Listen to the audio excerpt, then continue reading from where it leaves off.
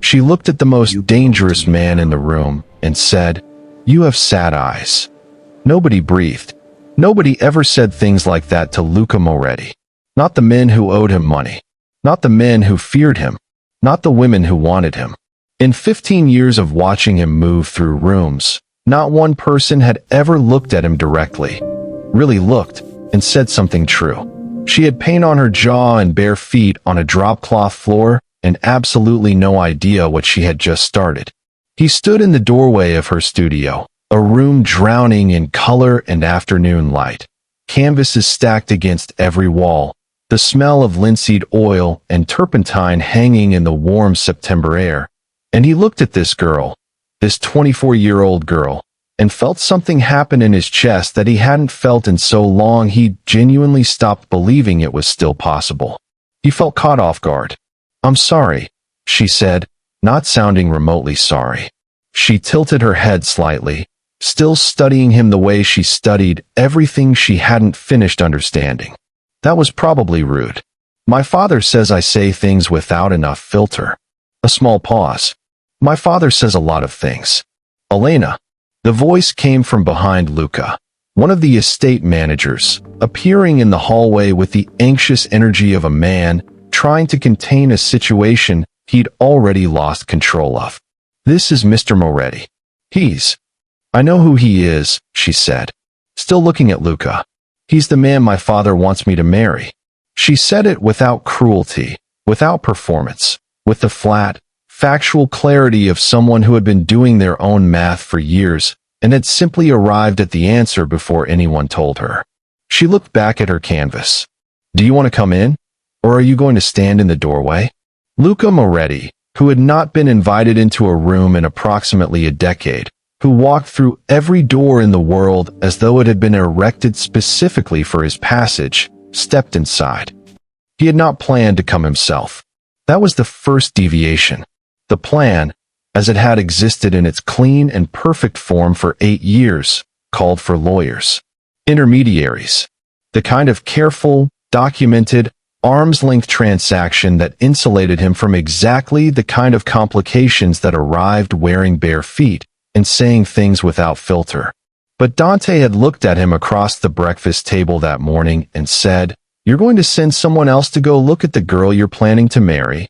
And something about the way he said the girl had lodged under Luca's skin and refused to leave. And 3 hours later, he was in a car headed to Connecticut telling himself this was reconnaissance. He told himself that the entire drive up. He was still telling himself that when she said "you have sad eyes" in the story he'd been telling himself quietly collapsed. Her name was Elena Vasquez, and she was the only innocent thing in a world that ate innocence for sport. Her father, Don Emilio Vasquez, the man who had fabricated charges against Luca's father, watched him die in a prison cell, and then sat in his seat at the syndicate table like he'd earned it, had kept her that way on purpose. An innocent daughter was a useful daughter, pure of reputation, unmarked by the family business, the kind of girl who could be placed on an altar and presented to a council of powerful men as proof of legitimacy. He had sheltered her the way collectors shelter valuable art, not out of love, but because her value depended on her condition. Elena had spent 24 years in a gilded cage on a Connecticut estate, painting wild oceans she had never stood in front of, reading Neruda poems about a hunger she had never been permitted to feel, and understanding, with the quiet, devastating clarity of someone who has had nothing to do but think, exactly what she was to the man who called himself her father. She was his closing argument, his collateral, his most elegant lie. What Emilio Vasquez had never understood, in all his decades of accumulating power and reading people like ledgers, was that keeping a woman still does not keep her blind. Elena had watched. She had learned. She had spent years reading the subtext of every conversation, every guarded phone call, every visitor who smiled too broadly and stayed too briefly. She knew what her father was. She knew what her world was. She had simply decided, in the private sovereignty of her own mind, not to let it make her hard. That choice, That single, radical act of softness in a world designed to sand it away was the thing that would undo Luca Moretti completely. He just didn't know it yet. The studio was larger than it looked from the door. She had clearly been given the room as a concession, a place to put her, a way to keep her occupied and quiet and close. And she had expanded into it with the thorough confidence of someone who knew how to take up space in small ways when they weren't permitted to take up space in large ones. Every wall was claimed. The morning light came in from the east through windows she had clearly spent time arranging furniture around, and the chaos of the room had, beneath the surface, its own internal logic. Luca stood in the middle of it and looked at the canvas on the easel. It was an ocean. Enormous and dark and alive with a kind of energy that made the room feel like it was moving. The waves weren't gentle. They were the specific kind of waves that happen in the middle of the night in the middle of a storm, the kind that make you understand viscerally how small you are, and she had painted them with the intimate knowledge of someone who had studied them obsessively. "When did you last see the ocean?" he asked. She looked up from the palette she was cleaning. Surprised by the question, he could see it in the brief unguardedness of her face before the composure settled back in. "I was 17, she said. "My father took us to the coast of Amalfi for 2 weeks. Business trip, mostly. I spent most of it on a terrace watching the water." She looked at the painting. "I've been painting it ever since. I'm not sure I've ever gotten it right." "Why not?" She considered this seriously, the way she considered everything, without the deflection people used when a question touched something real. "Because I'm painting it from memory," she said. "And the thing about memory is you can never be sure how much of it is what actually happened and how much of it is what you needed it to be." Luca looked at the ocean on the canvas, at the dark, heaving, uncontrollable water she had been trying to accurately remember for 7 years. He thought about his father, about the espresso, about whether the memory he had been carrying, the one he had built an entire architecture of revenge around, was the thing that had actually happened or the thing he had needed it to be. He had never once, in 8 years, allowed himself to consider that question. "It looks real to me," he said. She looked at him for a moment, this woman who saw things. "Sit down," she said. "I'll make coffee." He stayed for 4 hours. He did not plan to. He had a 6 o'clock call with his lawyers in New York, a dinner with a counsel intermediary, 3 things on his agenda that had no room for 4 hours in a paint-smelling studio in Connecticut. He canceled all of it somewhere around hour 2 without fully registering that he was doing it, because she was talking about color, about the specific emotional truth of ultramarine versus Prussian blue, about how the difference between them was the difference between grief and anger.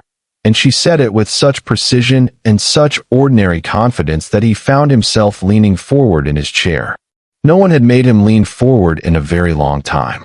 She made the coffee in a small French press she kept on a shelf between cadmium yellow and raw umber, and she handed him his cup black without asking how he took it, which was correct, and when he raised an eyebrow she shrugged and said, "You don't seem like a man who needs sugar."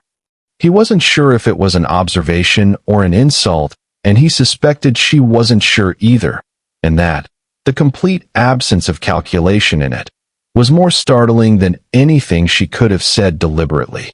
They talked about color and they talked about the ocean and they talked about Neruda, because she had a dog-eared copy on the shelf next to the coffee, and he had read it once, at university, a long time ago in what felt like a different life. She said something about "I want to do with you what spring does with the cherry trees," and then looked at him with a slight, almost imperceptible softness and said, "I used to think that was the most romantic thing ever written. Now I think it might be the most terrifying." "Why terrifying?" he said. "Because it means changing someone," she said. "Making them bloom into something they weren't before. That's a kind of power." She looked at her canvas. "People don't think about what happens to the cherry tree. It doesn't get a choice." Luca was quiet for a long moment. "And if it did," he said, "if it got a choice?" She looked at him directly, held his gaze for a beat longer than was comfortable. "Then the poem means something completely different," she said. He drove back to New York at dusk with the city rising in his windshield, and he sat in the back of the car in the silence he usually preferred and found that for the first time in years, the silence felt like something was missing from it. If you felt something shift in that last line, you're exactly who this story was written for. Follow for part 2, where Luca comes back on Thursday and everything gets worse. In the best possible way, asterisk asterisk. He came back on Thursday. He told himself, with rapidly decreasing conviction, that this was strategic. That understanding the asset, the word felt wrong in his mouth now, a word that belonged to a version of this situation he was having increasing difficulty accessing, was a legitimate component of the plan. That knowing her would make the transaction cleaner. He was aware, on some level he was not yet prepared to fully examine, that he was lying to himself. She was in the garden when he arrived. On her knees in the dirt with her hands in the soil of a bed of herbs, she was apparently planting herself, because Elena Vasquez did not. He was learning, wait for other people to do things she could do with her own hands. She looked up at him with dirt on her palms and a completely unsurprised expression and said, "You're early." He had given no time. He had given no indication he was coming at all. "How did you know I was coming?" he said. She sat back on her heels and looked at him with something that might, in different light, have been amusement. "I didn't," she said. "I just had a feeling." She stood, brushed the dirt from her hands in a way that suggested she was not particularly concerned about whether it all came off. "Come inside. I was about to start lunch." She cooked. He stood in the kitchen of the estate and watched her move between the stove and the counter without fuss, without performance, without the slightly elevated quality people acquired when they were aware of being watched. "You're staring," she said, without looking up from the pan. "I'm observing," he said. "Is there a difference?" "Observing is professional." She looked at him sideways, a glance that contained an entire sentence he didn't need her to say out loud. She turned back to the stove. "You can set the table," she said. "Plates are in the cabinet on the left."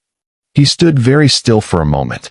In approximately 20 years of operating in rooms with other human beings, no one had ever casually directed Luca Moretti to set a table. He set the table. Later, eating pasta she had made from scratch while September light came through the kitchen windows and a radio somewhere played something low and Italian and incongruously domestic. He thought that this exact ordinary moment, this room, this food, this woman who had told him to set the table and meant it, was the most dangerous thing that had happened to him in 8 years. Not because it threatened the plan, because it threatened the person the plan had required him to become. He asked her, that afternoon, the question that had been forming without his permission for 2 weeks. They were in the garden after lunch, the air carrying that specific quality of late September light that makes everything look more honest than usual, and she was on her knees again in the soil, and he was sitting on a low stone wall watching her with the focused attention he usually reserved for things that were about to require a decision. "Do you know what your father has done?" he asked. "Not the business. What he has actually done." She didn't stop working. Her hands kept moving in the dirt with the same steady rhythm. "Yes," she said. "He told you." "No." She sat back and looked at the herbs in front of her. "My father never told me anything. But silence has a shape, and I've had a lot of time to look at it." She was quiet for a moment. "I know what he is. I've known for a long time. And yet you're still here." She looked up at him then. The afternoon light was full in her face, and she looked. He had no better word for it. Ancient. Not old. Ancient, the way things are when they have absorbed more than their size suggests they should be able to hold. "Where would I go?" she said. Not with bitterness. With the plain honesty of a woman who had done the math on her own situation and arrived at a clear answer. "I have no money of my own. No connections outside this world. Any move I made without his permission would be closed off before I got to the end of the driveway." She paused. "I'm not here because I choose it. I'm here because it's the only option I currently have." He looked at her. "And the marriage?" "The marriage," she said slowly, "is a different kind of cage. She held his gaze without flinching. But it might have a different kind of window. He did not ask what she meant. He was afraid he already knew, and he was not yet prepared for what knowing it would require of him. A different kind of window. She just handed him everything, and he doesn't even know it yet. This story updates every week. Subscribe so you don't find out everyone else spoiled the altar scene before you got there. Asterisk asterisk. The night before the wedding, he did not sleep. This was not unusual. He rarely slept well. But on most nights the wakefulness was useful. He thought. He planned. He ran contingencies through his mind with the methodical satisfaction of a chess player reviewing past games. On this night he lay in the dark of his penthouse and thought about a woman in a garden with her hands in the soil and paint on her jaw, and he was not thinking about strategy. He was thinking about the way she had set a different kind of window. He was thinking about the espresso. About his father at dawn in a quiet kitchen for 30 years. About a man who had been one of the most feared figures in the syndicate and who had spent every morning of his adult life making coffee for a woman he loved for the entirely ordinary reason that he loved her, and this was a thing he could do. He was thinking about what he was building. And why? And for whom? He had told himself for 8 years that everything he was doing was for his father. For the name. For the seat. For the correcting of an injustice so profound and so personal that he had let it become his entire architecture, the load-bearing wall of his identity, the thing that held everything else up. Without the revenge, there was nothing to hold the structure in place. Lying in the dark at 3 in the morning on the eve of a wedding he had engineered as a tactical maneuver, Luca Moretti confronted a possibility he had been avoiding for approximately 3 weeks, with increasing desperation, that there might be something else worth building for. He did not sleep. She was extraordinary at the altar. That was the word that arrived in his mind when he first saw her walking down the aisle, and it was not a word he used lightly or often, and he recognized in its arrival that something in him had already made a decision that his conscious mind was still pretending hadn't happened. She wore ivory silk with no adornment and no veil. She had fought for the no veil with a quiet, unmovable firmness that his people had tried twice to negotiate around and eventually surrendered to, because Elena Vasquez, it turned out, had a will underneath the gentleness that was absolute. She said she refused to enter anything she couldn't see clearly. He had stood at his office window when his assistant relayed this and felt something dangerously close to admiration move through his chest, and told his people to let her have it. She walked without hurry. She did not perform composure. She had it, genuinely, the composure of someone who had decided something and was at peace with the decision. She was carrying a small bunch of things from her garden, herbs and wildflowers, nothing arranged, nothing formal, just living things she had chosen herself. She reached him.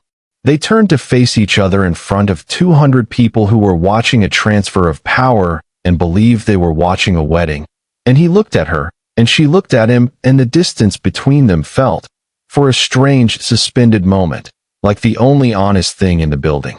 "Are you nervous?" she asked, low enough that only he could hear it. He was. He had not been nervous at anything in 8 years. "No," he said. The corner of her mouth moved. Barely. She had seen through the lie and chosen to be gracious about it, and this small mercy, this tiny, deliberate kindness offered at the exact moment he deserved it least, cost him something he hadn't known he still had left to lose. "I'm going to ask you something," she said, her voice still low, the officiant still arranging papers and the room still settling around them. "And I need you to tell me the truth." "All right," he said. "Are you going to hurt me?" The room receded. The 200 people, the council members, the lawyers and the allies and the enemies arranged in their pews all blurred into a kind of background hum. And there was only this, the two of them and the question and the space in which truth was either possible or it wasn't. "No," he said. Her eyes didn't leave his. Steady. Dark. Giving him the full weight of her attention, the way she gave everything the full weight of her attention. "Are you using me to take something from my father?" The weight of 8 years pressed down on him. His father's face. The prison cell. The morning the seat was lost, and the name was hollowed out, and a boy of 24 watched everything his family had built get stripped away by a man who was smiling the entire time. He had come so far for this. He was so close. Yes, he said, and watched her absorb it. Watched her take the truth, the full, unbeautiful, tactical truth of what this was, and find the ground beneath her feet on the other side of it. Her chin didn't drop. Her eyes didn't fill. She simply held it, the way she held everything, by finding, somewhere inside herself, a stillness that went deeper than the thing trying to disturb it. "Thank you," she said. He had expected anything but that. "For what?" he said. "For not lying to me." She was quiet for a moment. Around them the officiant had begun to speak, and the room had come back, and 200 people were watching. "Everyone in this room has been lying to me my whole life," she said. "You're the first person who offered me the truth and trusted me to hold it." A pause. "That's worth more to me than most things you could have offered." And then she gave him her hand. And when her hand settled into his, warm, certain, without a single moment of hesitation, Luca Moretti felt the specific vertigo of a man who has been standing on a foundation he was absolutely certain about, and has just felt it shift beneath him. The shift was not a collapse. The shift was the ground becoming something better than it was before. She said thank you. At the altar, after he told her the truth. If you are not absolutely losing your mind right now, read that exchange again. Slowly. Then follow, because what happens inside that penthouse in the first month of this marriage is going to ruin you completely, and I say that with love. Asterisk asterisk. The first month of the marriage, Luca Moretti was by any measurable standard losing his mind. Not visibly. Visibly he was exactly what he had always been, controlled, precise, operating his empire and his revenge with the same cold efficiency that had made him legendary in circles where legends were built on damage. In the boardroom, nothing changed. In the council meetings, nothing changed. In the carefully maintained public image of the Gilded Don, nothing had changed at all. Inside the penthouse was a different story. Inside the penthouse, something was happening that he had no framework for and no ability to stop, which was that Elena Vasquez was simply living there. She did not tiptoe. She did not defer, did not shrink, did not navigate him with the careful performance of a woman managing a powerful and volatile man.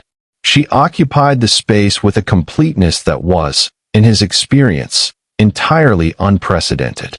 She rearranged the bookshelf by color one afternoon while he was on a conference call, and he came out to find it, and stood in front of it for a full minute in silence. She claimed the East Terrace for her morning coffee, without asking permission. She took his copy of the Aeneid from the shelf and left it on the kitchen counter with a bookmark in it, and small pencil annotations in the margins that were, when he read them later that night, so sharp and so unexpected that he had to sit down. She was in the kitchen most evenings. Not cooking for him, not performing domesticity, just cooking, because she was a person who needed to make things with her hands, and if there happened to be extra, then there was extra. The first time he came home to food on the stove, he stood in the entrance of his own apartment in his loosened tie and experienced an emotion he could not name, something that lived in the territory between hunger and grief, something that had everything to do with the espresso. "There's risotto," she called from the other room. "It's probably a little overdone. I lost track of time." He sat down and ate the slightly overdone risotto at his kitchen island at 11:30 at night, and it was the best thing he had eaten in years, and he said nothing about it. And she came out with her book and sat across from him and read, and the silence between them was, he could not get away from this word, could not find a more armored one, comfortable, like a room that had been built to his exact dimensions, like a thing that had been waiting for him to walk into it. He did not know, until it existed, how long he had been hungry for it.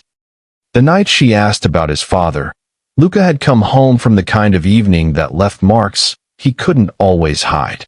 Not physical ones. The other kind, the kind that came from being, for several hours, the version of himself that the plan required. The one who made decisions that moved pieces and produced outcomes and treated people as variables rather than as people, because that was what this world asked of you if you wanted to survive in it, let alone win. He was building the walls back up as he came through the door. He could feel himself doing it. The shutdown, the retreat, the careful reassembly of the persona. And he was almost finished when he came around the corner into the kitchen and found her at the island with Neruda open and something in a pot on the stove and her feet tucked up on the bar of the stool, entirely at home in his kitchen at midnight. The walls stopped assembling. "Pasta," she said, without looking up. "I made too much." He sat down. She didn't look up from the book. He ate and she read, and the quiet built itself around them like something deliberate, something designed with them specifically in mind.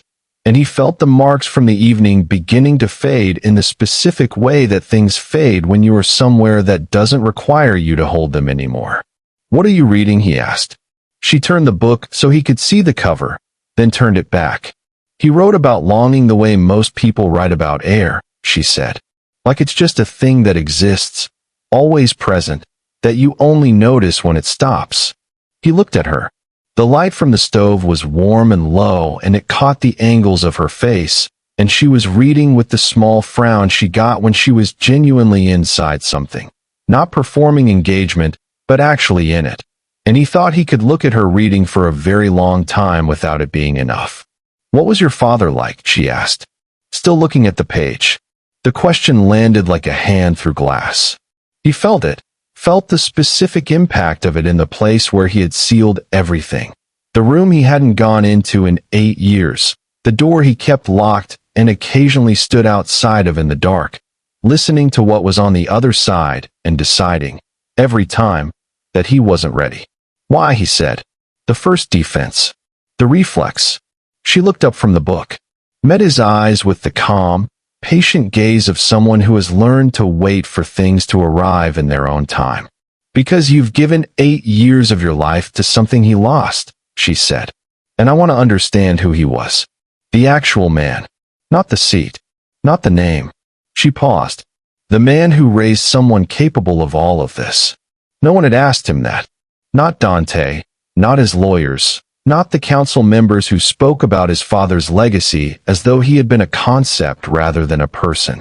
No one had asked what his father had been like, what he had been worth, not in the political sense, not in the syndicate sense, in the human sense, in the only sense that actually mattered. He looked at the table for a moment. "He made espresso every morning," Luca said. "Left it on the counter for my mother before she woke up. Every morning. For 30 years. The kind that took 20 minutes to do properly. The kind you don't rush." He stopped. Started again. He was feared by men who should never have been afraid of anyone.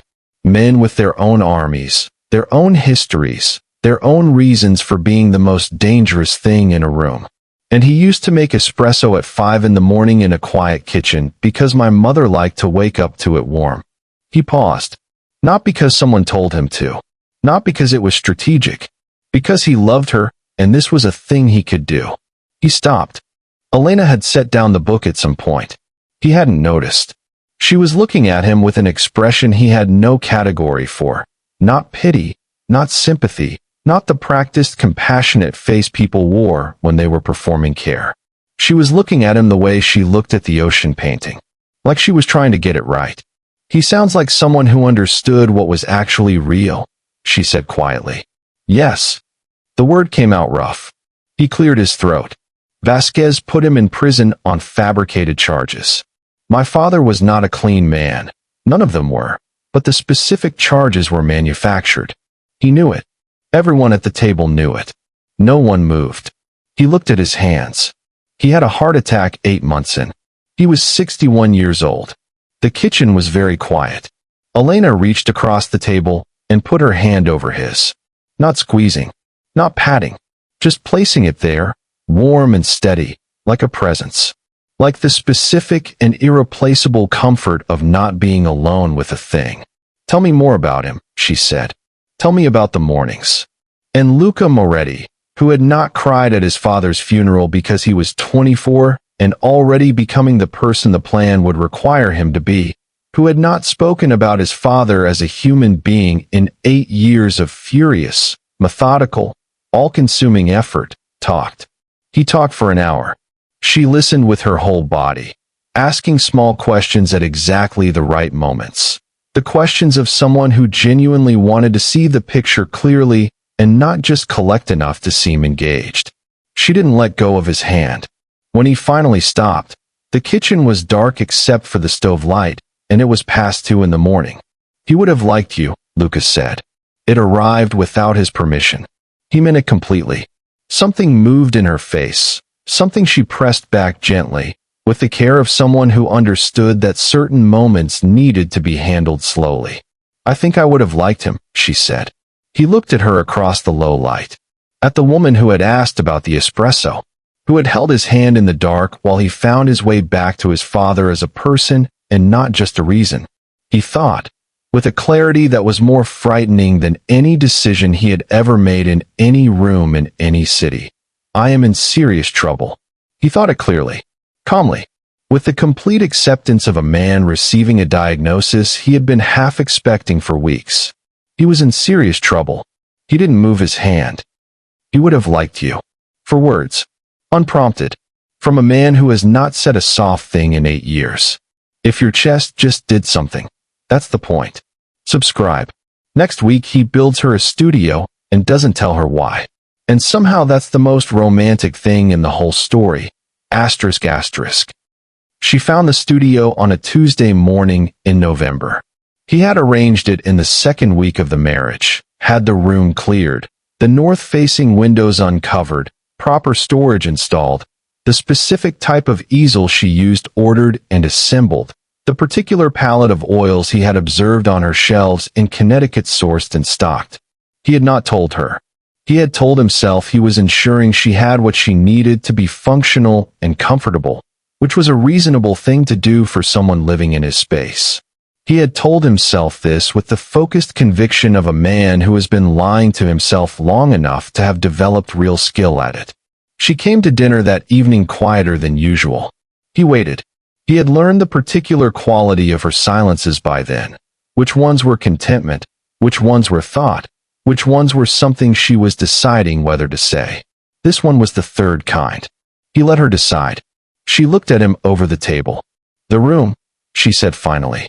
Yes, he said. You had the windows uncovered. The north light is, for painting, that's the... I know, he said. She looked at him for a long time. In the soft yellow light of the dining room she looked, he thought, like a woman standing at the edge of a decision that had a long way down on the other side of it. Why, she said. He could have said something practical. He had a perfectly adequate practical answer ready. He recognized, in the moment of reaching for it, that he was not going to use it. Because you were painting oceans in a room with east-facing windows, he said. The light was wrong. You deserve the right light. The silence after this was the longest one they'd had. She looked down at her plate. When she looked up, her expression was composed in the particular way it only was when she was managing something larger than she was choosing to show. Thank you, she said, and her voice was perfectly steady. And he understood that the perfectly steady voice was costing her something. And he felt, in the face of what it was costing her, a tenderness so acute it was almost unbearable. It's nothing, he said. She looked at him. It's not nothing, she said quietly. Don't do that. Don't make it small. He held her gaze. You're right, he said. It's not nothing. He found her in the studio a week later. She was painting his hands. Not a portrait. She hadn't done portraits. Just his hands, rendered at the scale of the real, at rest on his knee with the quiet certainty of hands that belonged to someone who had never once been unsure of where they were going. She was working with a concentration so complete that she hadn't heard him come in, and he stood in the doorway for a long moment watching her before she looked up. She did not appear embarrassed to be caught. He crossed the room and stood beside the easel and looked at his own hands from the outside, through her rendering of them, and something about the experience was deeply strange, like being seen in a way that bypassed all the usual filters. like having a part of himself handed back to him in a form he hadn't expected and wasn't sure he deserved. In the painting they looked capable of gentleness. He was not certain that was accurate, but she had clearly decided it was true, and she had painted it as true, with the same conviction she brought to the ocean, and he thought that perhaps this was what she did. She found the part of people that was still capable of being good, and she rendered it into permanence, and perhaps that was its own kind of faith. "You're painting me," he said. "Your hands," she said. "They tell the truth about you in ways your face doesn't." He looked at her. "My hands have done things." "I know." She set down her brush, turned to face him fully. "I know what your hands have done. I'm not pretending otherwise." She looked at the canvas. "But they also arranged a studio for someone you didn't know anything to. And they," a brief glance at him, "brush paint off my jaw every single time without ever being asked and without ever mentioning it." He had not known she'd noticed. She had noticed everything. She always had. "I'm not interested in painting the part of you that frightens people," she said. "That part can take care of itself. I'm interested in the part that makes espresso at 5 in the morning." She met his eyes and held them. "That part exists too. I see it. I want to get it right." He stood very still. She was close. Close enough that he was aware of the warmth of the room and the smell of linseed oil and the way the north light fell across her face in the specific way that good light falls on honest things. Close enough that when she looked up at him, she had to tilt her head back, and the angle of it did something to him that he had no useful response to and no interest in resisting. He lifted his hand and brushed the paint from her jaw. The same spot. The same place it always was, just below her left ear. Ultramarine blue this time. He had been doing this for weeks without comment. This small, repeated, unauthorized tenderness. And she had been letting him without comment, and neither of them had ever once acknowledged it as the thing it was. She didn't move. He didn't move. The north light held them both in it. This man and this woman. In a room full of color and the smell of honest work. And between them something existed that had been building since a Tuesday in September when she had looked at him without fear and told him the truth about his own eyes. "Elena," he said. "I know," she said quietly. "I didn't plan." "I know," she said again.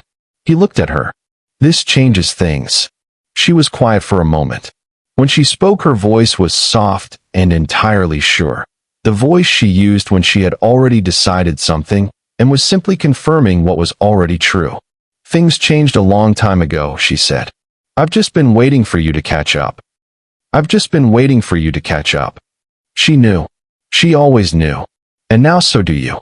Follow so you're there when he finally catches up completely, because that scene will break you open in the best way and you deserve to read it in real time. Asterisk asterisk. He kissed her for the first time in the studio with the north light coming through the windows and the paint still on her hands and the ocean on the wall, and it was nothing like any version of himself he had been in the years before her. It was not strategic. It was not controlled. It was the act of a man who has been holding something at arm's length for months with enormous, exhausting effort and has finally, in one specific moment, lost both the ability and the desire to keep holding it. She kissed him back with both hands on his face, holding him the way you hold something you have been waiting for and intend to keep. And he felt the last of the distance between who he had been and who he was becoming close in the space of a single breath. When they broke apart, she kept her hands on his face for a moment longer, looking at him at close range with those steady dark eyes, looking at him the way she looked at the ocean, trying to see if she had finally gotten it right. "Hi," she said. He laughed. He had not laughed, genuinely, without strategy, the kind that arrives without permission from somewhere you'd forgotten was still there, in a very long time. It came up unexpected and completely undignified, and she was smiling at him with her paint-stained hands on his face, and the studio was full of afternoon light, and Luca Moretti understood with sudden and absolute clarity that he was going to rearrange everything he was for this woman. Not because she had asked him to, because she had shown him who he was before he forgot. And he wanted to be that person again. He wanted to be that person for her. What happened to Emilio Vasquez happened slowly, and then all at once. It happened the way Luca had always worked, underground, invisible, with the quiet devastation of something that removes all the load-bearing structures long before anyone sees the building begin to lean. Alliance by alliance. Route by route. Vote by quiet, irreversible vote. Men who had pledged loyalty to Vasquez for 20 years discovering one morning that their loyalty had been transferred, that the geography of power had shifted in the night while they were sleeping, that the name attached to their interests was a different name now. When the last wall came down, Luca drove to Connecticut alone. He had not brought his men. This was not a thing that required men. This was a thing that required two people in a room and the correct words spoken in the correct order.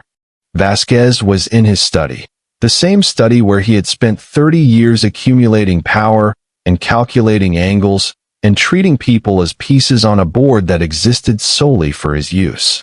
He looked up when Luca walked in unannounced, and in his eyes was the specific expression of a man who has just calculated all remaining options and found every one of them closed. Luca watched him try 3 gambits. He watched each one arrive and dissolve without effect, the way a sea wall watches waves, with the patience of something that was built for exactly this.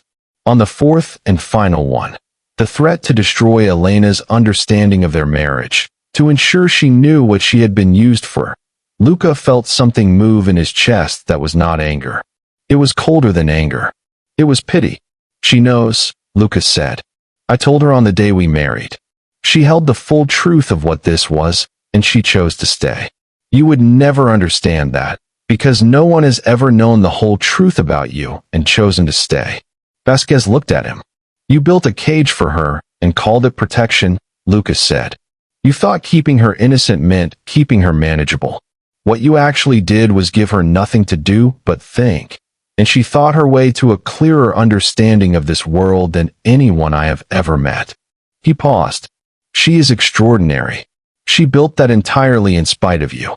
Not one piece of it came from you. He picked up his jacket from the chair.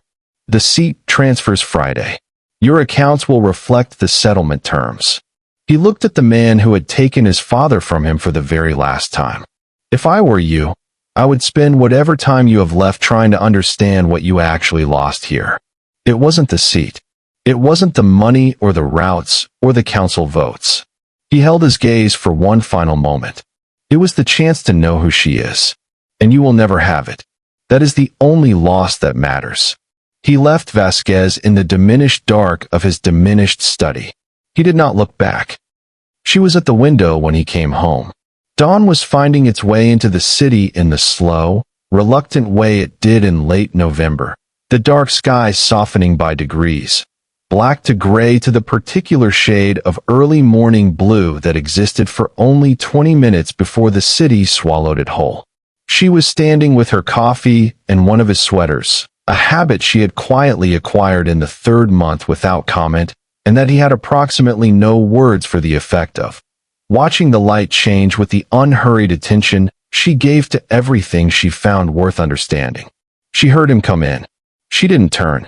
She knew the sound of his key, the specific rhythm of how he moved through the entrance, the particular weight of his presence in a room. She knew these things the way she knew the north light and the ocean painting, the way you know things you have looked at long enough and carefully enough to understand completely. He came up behind her and wrapped his arms around her, and she leaned back into him with the complete ease of a woman who has made a decision all the way down to her bones and is no longer reconsidering it. They stood together in the window in the early light. The city moved below them, indifferent, enormous, entirely uninterested in the 2 people 47 floors above it. And between them was the specific quiet of people who have survived something together and come out the other side holding each other. Is it done? She asked. Yes. She was quiet for a moment. He felt her breathe. How do you feel? He held her tighter. His chin rested against the top of her head. Outside, the sky was moving from blue toward gold, the whole city catching and shifting with it.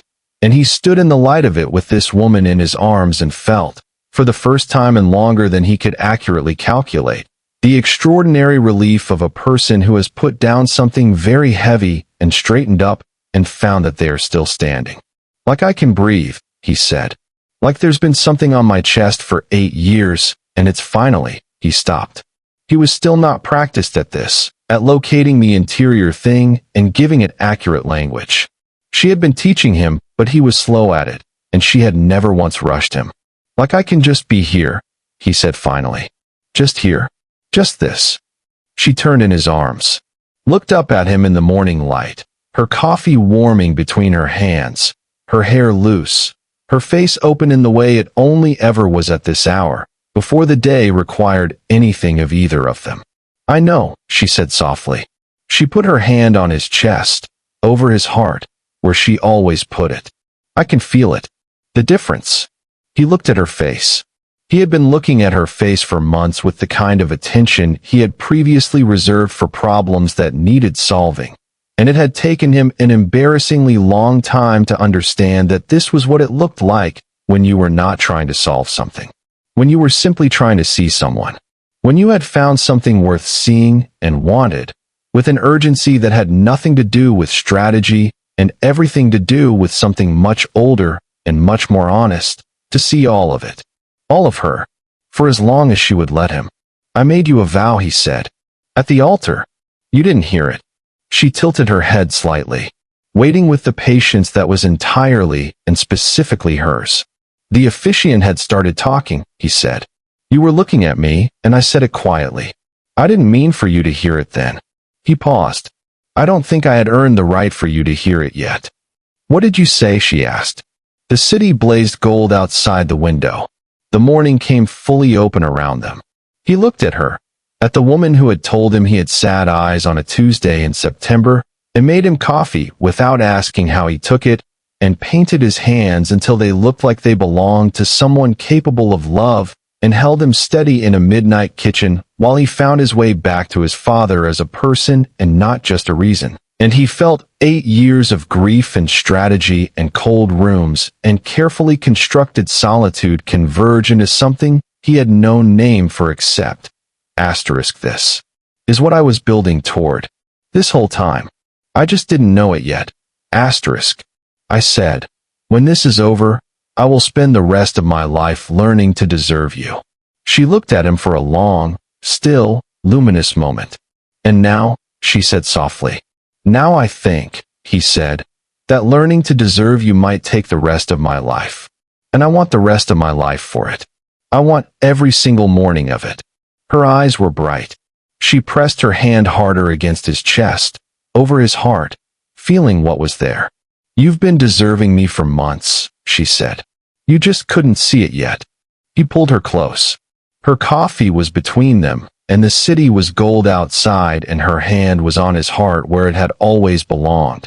And he pressed his lips to her hair and held her in the new morning light with the simple, total, devastating completeness of a man who has searched every room in the world and finally, in the most unlikely one, in a paint-smelling studio with north-facing windows and an ocean on the wall, found the thing that was always going to be the only thing that mattered. He had built towers. He had reclaimed a name. He had moved across a board with patience and precision for 8 years and taken back every single piece that had been stolen from him. None of it. Not 1 square foot of the empire. Not 1 vote on the council. Not 1 night of cold satisfaction watching a plan execute perfectly was worth a single morning of this. Her weight in his arms. The sound of the city waking. The smell of her coffee and the north light waiting in the studio and the ocean painting on the wall and the knowledge, the astonishing, entirely unplanned, most important knowledge of his entire life, that she would be here when he came home, that she was choosing it, every day, with full information, both eyes open and no veil, choosing him. The Gilded Don had made one silent vow at an altar in October, in front of 200 people who understood nothing of what was actually being promised. He made another one now, without words, without witnesses, with his arms around the only person who had ever looked at him clearly and stayed. A promise that had nothing to do with power, Nothing to do with legacy. Nothing to do with the cold and careful architecture of a revenge that had taken 8 years and cost him more than he had known he was spending. A promise about espresso at 5 in the morning. A promise about 30 years. A promise about learning, every single day, in the small and repeated ways that actually count, to be the man who deserves the woman who saw him when he had forgotten how to be seen. He was already learning. He had been learning since a Tuesday in September when she looked at the most dangerous man in the room and told him the truth about his own eyes. Outside, the city burned gold. Inside, he held her and breathed and was nowhere else in the world. Just here. Just this. Just her. If this story lived in your chest for even 1 second, you already know what to do. Follow. Subscribe. Save this. Send it to the person who needs to read a love story that doesn't ask you to pretend the world isn't complicated. There are more stories in this archive. Stories about men who forgot how to be soft and women who refused to let them stay that way. You found this one. Don't let the next one find someone else first. Asterisk asterisk.